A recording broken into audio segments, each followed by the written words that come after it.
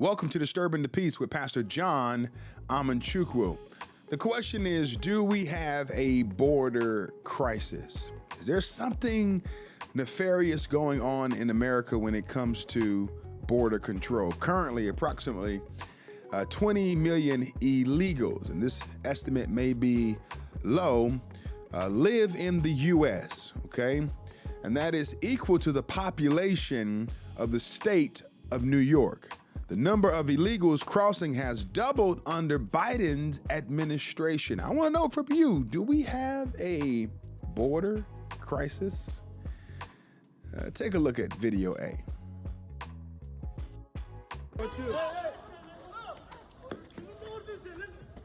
Knock him in the head, machetes out. Yeah. If you bring it in, this is what happens. Import the third world. You deal with third world problems. Just look at this. Just look at it.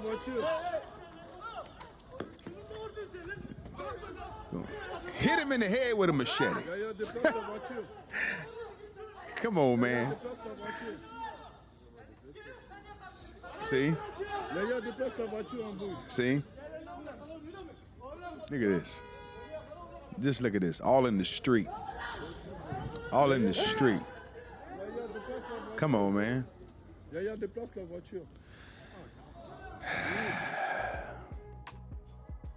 See? And I asked you a question. I said, do we have a border crisis? You wouldn't say anything. Yes, we have a border crisis. I'll tell you why I know, because of things like this. When you consider the number of economically disadvantaged communities that are rife with crime and poverty because resources are being doled out to non-citizens. You know, I do believe that there's a nefarious plan to bring in criminal illegal aliens for cheap votes. I believe that's out there as well. You know, slowly but surely, I'm starting to think that Dr. Phil is a full-fledged conservative. Dr. Phil tells Joe Rogan about out-of-control southern border. He said, we're paying to sell children into sex slavery. Take a look at this video.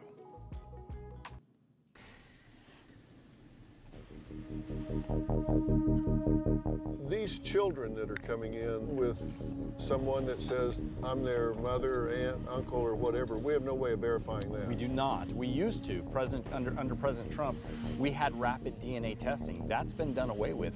Are they given money, these people that are released into the country? So it's our taxpayers that ultimately facilitate the travel. But yes, travel is facilitated, and they are given all the necessities that they need. But that could be a trafficker. There's a very good possibility that they're being trafficked, that they're going into the sex industry, or they're being forced into the sweatshops. And we know that. We knowingly are spending our tax dollars to sell children into sex trafficking. How, under any theory, is that okay for us to be spending tax dollars to traffic children?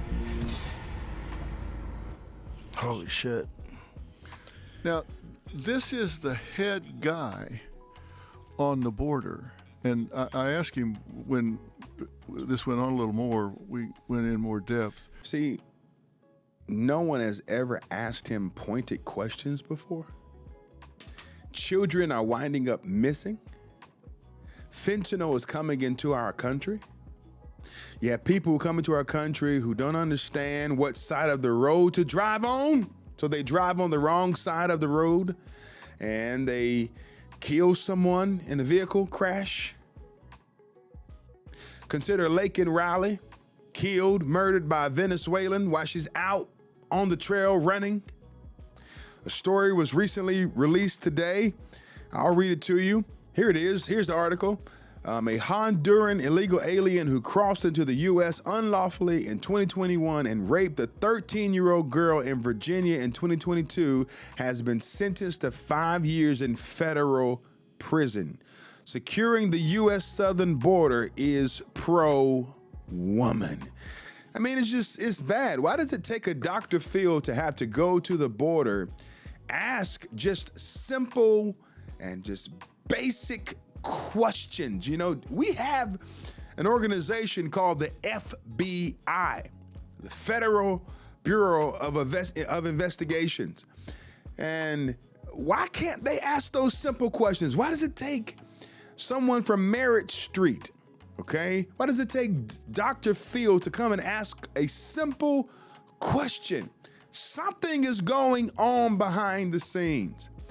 The Obama-Biden administration benefits from these criminal, illegal aliens coming into our country. They benefit. So therefore, they want to overlook this stuff. They don't want to ask the pointed questions. They don't want to ask the hard questions. They don't want to get down to the bottom of this, because for them, it's cheap votes. For them, it's another opportunity for them to keep power. It's about power. And just keep in mind that as they see a steady trend of blacks in America refuse to support the Democrat Party, they have to find someone else to get on the liberal plantation. And that's the criminal illegal alien. They are exploiting people. Now, we call these individuals asylum seekers. We call them newcomers. I don't call them that. Many of these people are military age. They have the capabilities of overthrowing government systems. Now, there are some people who do come to our country seeking asylum. There are people who come here and they work on work visas, and they come and they're upstanding individuals as they're in our country hoping to become a citizen. I'm not talking about those people. Hear me when I say this. I'm not talking about them. I'm talking about the ones who come in illegally, who are smuggled in. And it's evident that our administration that's in the Oval Office can care less about these people coming in because they know that they benefit. They can care less about the fentanyl. They just want to win a political seat. They can care less about someone driving on the wrong side of the road. They can care less about people in the streets with machetes and knives trying to kill one another. They can care less about this stuff. All they care about is their power. This makes no sense. This is disgusting. We need to close the border. You know, the Bible spoke of, in the book of Nehemiah, a wall. Nehemiah built a wall, and the wall was to fortify the city.